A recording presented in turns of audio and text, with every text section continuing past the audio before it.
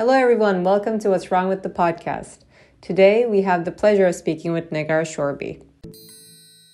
Negar is a creative developer and interior designer at G&S Vastgoed, where she connects form, functionality, and experience. Negar finished her studies of interior architecture in 2013, getting her master's degree at Luca School of Arts, University of KU Leuven in Brussels. After working as an interior architect at a design and build company, she moved to Amsterdam in 2017.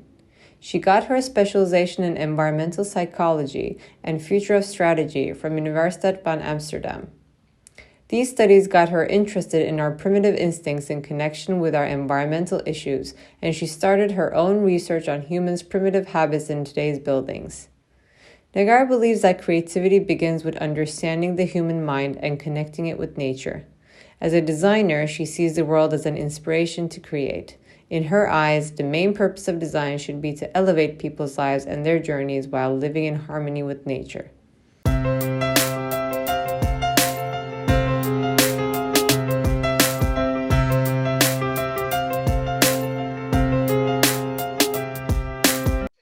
Hello, everyone. Welcome to our podcast. Today, we have the great pleasure of speaking with Negar Shorbi. She's conceptual developer at G&S Vastgoed. Negar, welcome. Thank you. Thank you for having me. Thanks for making the time. Please tell us more about yourself. Hi, everybody. So this is my first podcast. So if I say funny stuff, yeah. I'm Negar Shorbi. I work at G&S Vastgoed in Amsterdam as a conceptual developer. My background is I used to work as an interior architect for years, and I studied environmental psychology, which was nice to combine with the creative part of interior architecture and design. And that's how I ended up at G&S Vastgoed. In any development company, every building has also an interior. So I thought that's a good place to combine the two of them, environmental psychology and interior and architecture. So now I'm here since 2019, and we make beautiful buildings with beautiful interiors, but also we look at the bigger picture, which is also nice to think about. Yeah, this is so exciting for me because we do loop in environmental psychologists in our projects, and I can't emphasize enough how important that knowledge is. And you're like the best combination of all, like you have understanding of interiors and I guess more like technical side of things, but also really the human mind, which is so essential to any interior experience. And I guess it's a great way to discuss, and correct me if I'm wrong, and this may change like demographically too, but I don't think many interiors in the world are designed in a way that is more human-centric. And I would love to get your thoughts on, and G&S is like one of the few, I would say, like developers that do things differently that we know of. And what problems do you see, both like as an interior architect and as an environmental psychologist, what problems do you see in our built environment, in our interiors that are out there that could be better? I think there is lately a lot of focus on human-centered design. I think in the latest years there is a lot of research about it, and it's going better because there was a shift I'm mostly specialized in offices, not homes. But there was a time that we were working in enclosed spaces, and then we said, no, we want to have an open space, flexible working. But then research shows that that's also not the best solution. So there were a lot of research going on with the new ways of working. That's how they called it in all the papers. But then COVID hit and everything changed. But with COVID, the question was, okay, what does that mean? Flexible working, open spaces, everybody at the office, having a nice place, a clubhouse. What does that mean? Is it necessary? Because for doing that, you need a lot of space. Right. And now we see a new shift that offices become more a social space. With working at home, it became obvious that not only human-centric design in general for interiors and exteriors and architecture and developments in general, not only human-centric is very important, but also nature. So they should be equals. All of us, when we were home, we missed a lot of nature. I walked by the park like 100 times, but after the 100th time, you have seen all the trees in the surroundings. So you need to see new aspects of nature as well, animals, sea, whatever. So we discovered that we already knew that biophilic design was a big part, important part for architecture and interior design. But it became more important during COVID. People became aware of the importance of human-centric, but also nature-centric, that these two are equals of each other.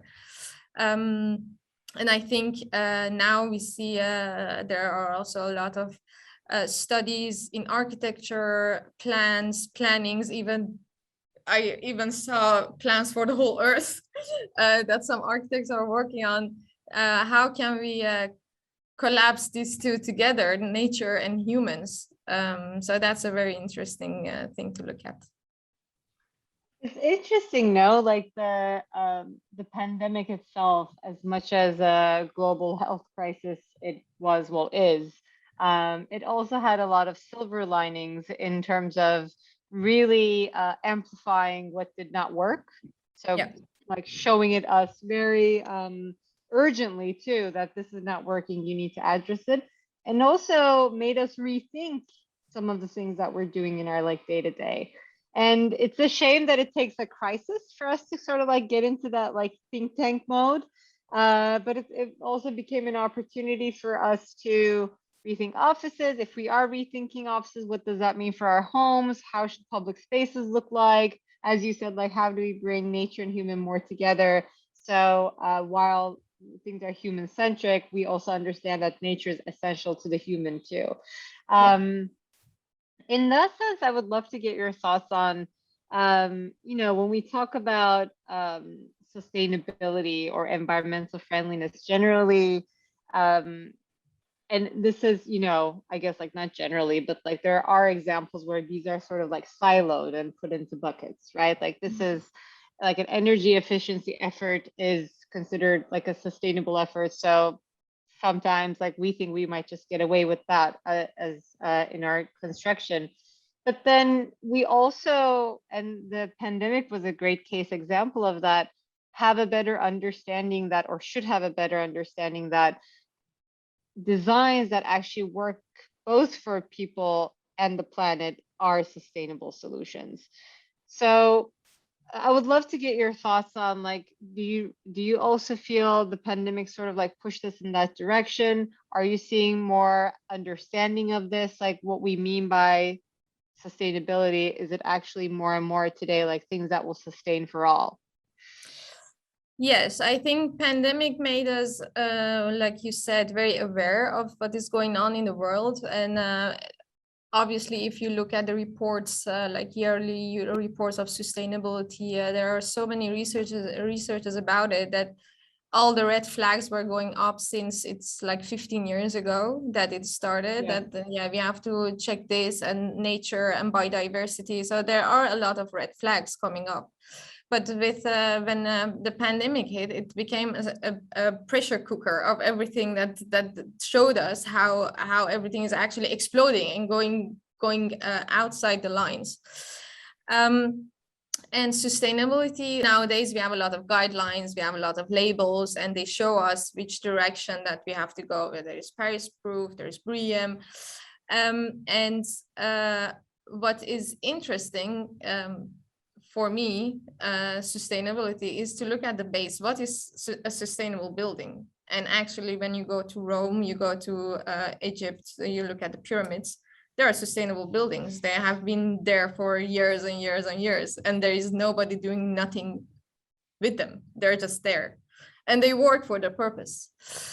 So the sustainability is something that is in the culture, in the past and the history. And I think that's how we in G&S, how we look at the buildings now in our developments, is to see, okay, what was our guidelines or goals before. A building should last for 30, 40 years, maybe, if it's a good building. But how can we prolong that? How can we have a building that stays for longer and it works and it can change and grow with the time? And not that the building, when it's built, when it's delivered, it shouldn't be on its highest point. It should just start. It should be born and then grow afterwards. That's the direction that we are going to at G&S Vastgoed. But this is very new, because sustainability, there are so many facets of it, and also with pandemic, there are a lot of challenges in building sustainable. And so how are we going to have our buildings still respond to that with the material cost, the material delivery from different parts of the globe? So how are we going to do that and maintain that goal? So that's also a challenge that came up after the pandemic. And besides that, one of the terms that's come up in a lot of presentation is future-proof buildings. Well, what does that mean? What is future-proof? So those things are, those terms, sustainability, future-proof, are things that we really take seriously to look at and see what does it mean besides the labels, beside the guidelines that we get. What does it mean for us as a company to have a vision about it? That's really cool to think about, because you get new ideas and new things that, yeah, from interior to development of an area, there is a lot of things in between it. But when you look at it from a perspective, you see a lot of things that match together as well. So on each scale, you can connect the dots. Right. I love what you said when, when a building, I guess, like launches, let's not say finish, it's maybe at its like 60% complete and it keeps growing from there. Because also, like, if you think about in other industries, like the tech industry, right? Like what you launch version 1 is maybe a beta product, and then you launch an initial prototype, and then you iterate, and then what you have in the market is something that's constantly adapting, growing and upgrading itself. Whereas our built environment have been very static, right? And we don't have that room or resiliency or adaptability. Hence, like in a global crisis, then we see a lot of failures happening all around, or things not working. And so I love that approach in terms of like looking at the building as a prototype that will evolve, and having like building with that flexibility in mind, so that there is room for future growth too. So I love that so much. That makes me think, so it's interesting because like with architecture, we see this developer is also like a similar role, where there is very constrained control over the domain, right? So you are restricted by legislation, you are restricted by how much loan you're going to get from the bank, you're restricted by zoning, you're restricted by materiality. What is the supply chain situation? Are the ports closed because of the pandemic? So many external factors that are kind of like dictating your play space, really. Like, what can we do here? And then we try to get very creative within that. But then it also, those restrictions and so many external elements makes it very difficult to innovate in this space, and especially experiment in this space too. So how do you find, especially at G&S, how do you find you're navigating that, or what are some methods that you're trying to make sure you allow that space for yourselves, that despite everything, you have the room to try new things? At G&S, we have like 5 lines that we always say. That one of it is like if we promise something, we will do it. So we have a few things, and one of those things is that every project should have an innovative vision. That's sometimes, like you said, very challenging for ourselves to have that, because each time you invent something or you learn from the past. Innovation can be broad as the globe. It can be anything, and there are a lot of experiments, a lot of buildings that work or don't work, and you see it a lot in the news. What's going on, which are the latest innovations, which are the big architects, what are they doing? Right. But how we do it, we every project that we get, it's there are, like I said, there are obviously guidelines and legislation and labels that we have to do, and we are becoming very good at it, because it's a part of the process now. In the beginning, it was how does it work, but now it's just a part of the process. So we take that with us, but we also want to see what is beyond that. So, like I said, what is sustainability? What is future proof, and how can we innovate? And that's a good point to come to the idea that we created Blue Marble. That started with the idea, with the question of what is sustainability, because we have all these labels, and if you also put all these labels next to each other, there are also stuff that don't match. So what is true and what are you going to do in your project? What is the freedom that you get in your design if you get all the labels and you have to achieve this and that, does it mean that your building is made by these labels, designed by that? So how do you go beyond that? So when we were thinking about it, we thought, okay, but if we let loose of the labels, what is for us innovation or sustainability? What do we want to do with our buildings? What do we want to achieve? And that's how the idea of Blue Marble started. It was actually pretty funny, I must say, because we're thinking, what can we do? We have our project Wonderwoods. Are we going to build Wonderwoods everywhere, or everywhere green buildings? And the day that we had that discussion, I came home and I was watching the documentary of David Attenborough, Alive on Our Planet. And he talks about exactly this during the whole documentary. And I think David Attenborough is now 90 something, his age. And he's talking about the time that he started with his documentaries in nature and now his lifetime, and how it changed.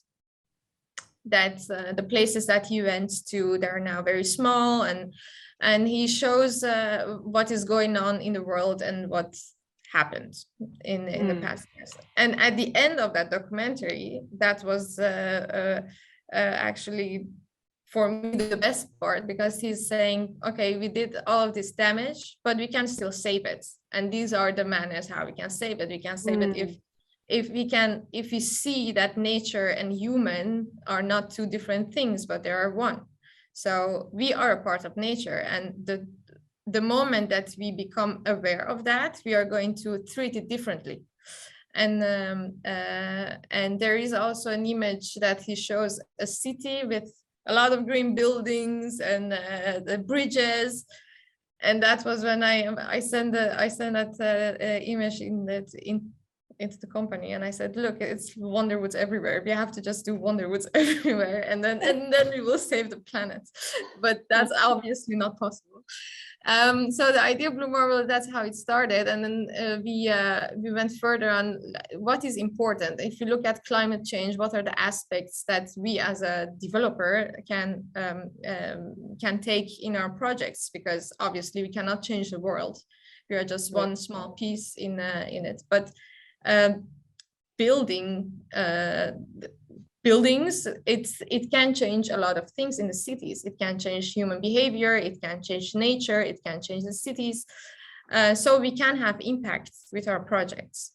So that's how we started to look at how can we bring nature and human together and see them as equals in some parts of the development, because it's also not possible to do that all throughout the whole project, because you just have stuff that you have to do, and you have to build your building. There's construction, there's technique, so you cannot apply it everywhere.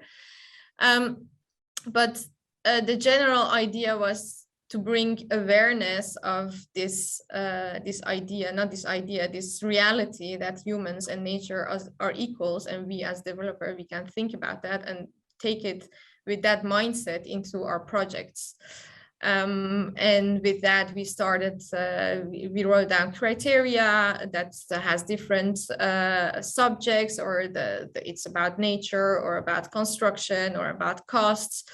But the whole idea is for us as the company, because Blue Marble, we didn't even market it yet, or I don't even know if you're going to market it, but it is for us bringing awareness to people who work at G&S. So this is nature, because we also gave in a presentation internal, which was a more conceptual presentation to bring awareness of how equal we are. So everybody gets that mindset. In every choice that you make, ask the question, what is your impact?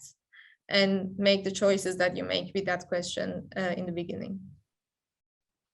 I love that, because a lot of it comes down to corporate culture or training, right? Like we talk about, sustainable design, inclusive design, and yet if, the companies that necessarily don't have team members that are very much aware of what we're talking about and the goals, and if they don't share a collective mindset, it will be impossible to execute anything in the line of those, because we're only as good as a team, right? The team has to be in the same mindset. So I love that, setting your own guidelines, even if it's the marketing piece or not, like for the company, in order to be able to abide by that, like your code of conduct, maybe. And I want to give a shout out to Wonderwoods, because when we met, when we were visiting, this feels like many years ago now, like pre-COVID, anything pre-COVID feels many years ago, but it was 2019 probably. I was gifted a book, a children's book that has Wonderwoods in it. And I was like, this is probably the most fascinating experience I had among all of my developer meetings, is because having the awareness that, how incorporation of great examples in a children's book will create that awareness at a young age. And that's really what we should be doing, right? The educational awareness, the younger you are, the better, so you don't go into the industry building unsustainably. So in that sense, I loved it, because it was such a cute gesture, but also so to the point in addressing the core reason of the problem. This is a human-made problem. As you were saying, we built sustainably years ago. We had to use local materials and collaborate with nature. There was no other way we were building, right? And so we created these, our borders and urban settings and things like that, and supply chain system and all of that, which kind of created its own problems. And then now we're trying to resolve those again and see how we might learn from the past to start building sustainably again.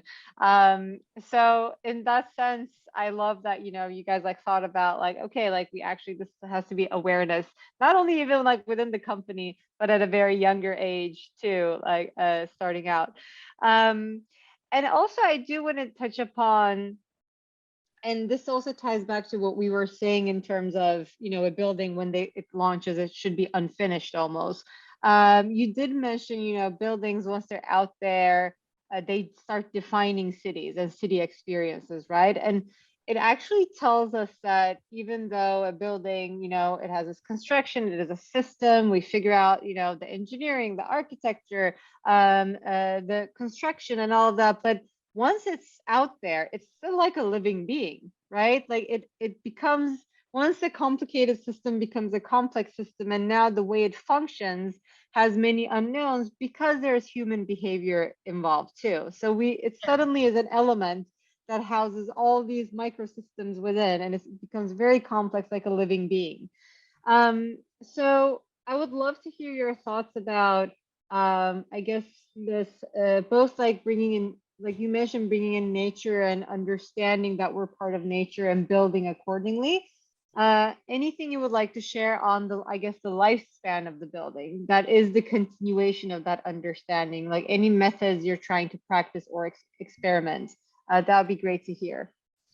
Um, I want to mention that when we think of a building that's where nature is also equal and or nature-centric building, a lot of people think immediately of a very green and lush building. That greenwashing, right? That can be Yeah. no, it can be greenwashing, but it can also be like Wonderwoods that it actually works, or it shouldn't always be green. But I think the most important thing is to see what is the area giving to you. So for another project that we are working on, we did a lot of research on, it's a very urban area in the Zuidas in Amsterdam, the Cube House. We did a lot of research on what is the zoning, what is the positioning of the building, what is the sun doing, what is the wind doing, what is the ground doing, and how can we build the building in a way that it responds to all of those natural aspects. And we work with companies, with advisors to do the research, and based on that, the architecture and design shapes itself. So by listening to the elements of nature, what is given to us in the surrounding, we are going to design according to that. And I think if that's the starting points of the design, so what is the area doing? Obviously, there is always a shade studies, sun studies that is based in the architecture studies. But if you go a step further on what are the clouds doing, what is the noise doing, what are the birds doing, what are the every element that is in the surrounding, and designing based on that to support that and elevate that and help it if necessary, and giving back to the surrounding. In that way, you can prolong the lifespan of your building, because it's also important to keep in mind the changes that we are going to see in the next years with climate change. Now we are seeing it already, and there are studies that shows us how it will be in 20 years, in 50 years, in 80 years, but nobody can predict the future, obviously. But we can anticipate on the things that are given. So how are we going to do that? In the Netherlands, we have the problem is water. So how are we going to deal with the flooding in the future? So by anticipating on that in the architecture and design, doing the research before starting the design process, you can have a product that is not only good for now, it's going to be alive and getting better with the time. It can anticipate on the future. And it doesn't mean that when the building stands, it should already have all these elements, but it should anticipate on those elements and be flexible to change it if necessary. I love a few things you said there. I think one point, like you started off with, is people think about the green, which obviously could be very essential, and that's like a great example in Wonderwoods. But there's also, we see a lot of examples where a very unsustainable building just doing these like green cosmetics entry and like putting planters and saying like we're sustainable. So but we also need to understand maybe brown sometimes is as important as green, or what are the local materials, what should we be building with. So I love that you said that. And also I think it's so important to understand, and this is also what was happening like years ago, right, when the nature defined the brief, as you said. Like we acted based on our surroundings. That was how we were informed by data, not what a client wants to do, or not what, you know, like something that is very top down. Oh, like we need a school here, that's the only brief, build the school, right? So no understanding of surrounding or how it should like blend into the surrounding.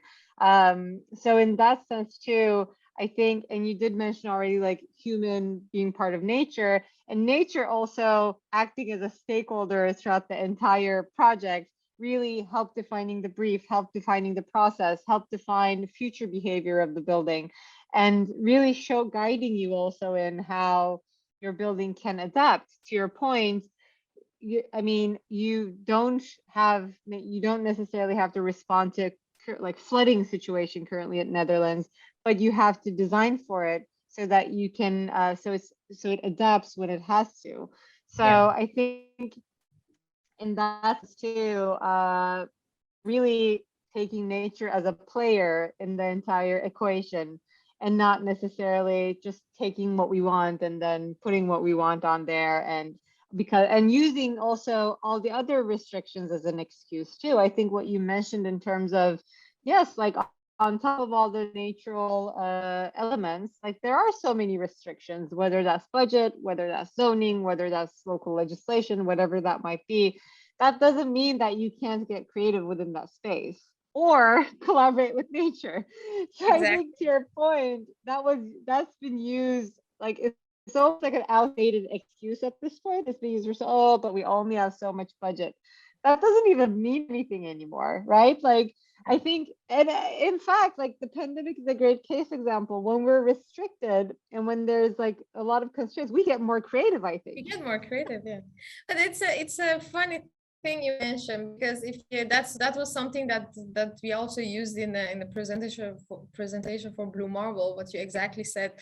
There was a picture of a beehive, and a picture of the master plan of Le Corbusier in 1930, the architecture master plan. And the question was, which one is nature? And 90% of the people say the bees are the nature and the city is not. And that was to prove a point that this is also nature, and this is our equal to what bees make. If we were bees, this would be our beehive. Right. But the funny thing is that if you look at the animal kingdom, the plants or whatever, the bees now in this example, they use nature and they build their empire. And it's always so creative, different shapes, and they have also a hierarchy. They use the materials, and they elevate their surroundings by their home. What we learned to do with during the years, I think it just peaked with Industrial Revolution, that it was, okay, we are going to just erase everything and we are going to build our cities, and this is our home now. And if we learn a little bit more and look a little bit more to nature and learn from the animals, because we as humans, we think we are the smartest of everybody, and that's also true, but we have to use it better and also learn from our surroundings and see how they're doing it. Obviously, we cannot make our own beehive. We don't produce materials ourselves, but the concept of it, we can learn a lot from what the nature is building itself, because to be honest, when we are gone, nature will exist. That's no question about it. So it's stronger than us. So if we are smart enough, we will look at it and learn from it and see how we can use that surrounding and do the same as we were doing, and we forgot about it and just do it again. Yeah, that's so true. We just lost touch, and we would rather, like, we can use our intelligence to be productive. But we have been like deconstructed, right? Like we've been breaking down, like we're burning down forests, building our own cities, or like changing behaviors too. Like no, like herbivore in the nature decides, oh, I'm gonna be carnivore tomorrow. From now on, I'm eating all these animals like around me, right? Like we're so selfish, and we just do whatever the hell we want. And I think there's also, and we often like discuss about it with clients and projects too. There has to be like, yes, understanding human behavior, but we also need to kind of like rethink behaviors that we developed over time as well.